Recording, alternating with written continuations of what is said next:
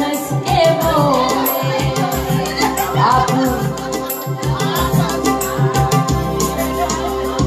आप वो बात क्यों पूछते हो, आप वो बात क्यों पूछते हो जो बताने के काबिल नहीं है।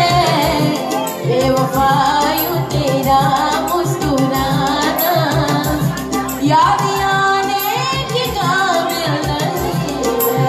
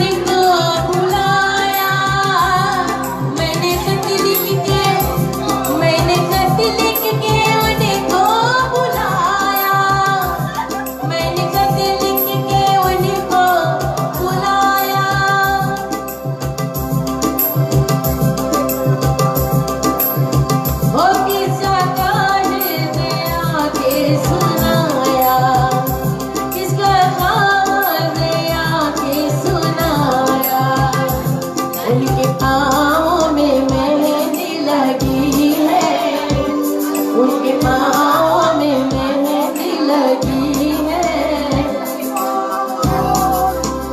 वो आने जाने के काबिल नहीं है। उनके पाँव में मेहंदी लगी है। आने जाने के काबिल नहीं है। बेवफायू तेरा मुस्कुराना याद नहीं है।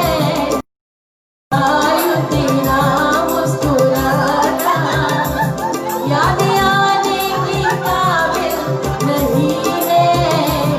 जो सितम तो निभाई है तूने, जो सितम तो निभाई है तूने, वो भुलाने की काबिल नहीं है।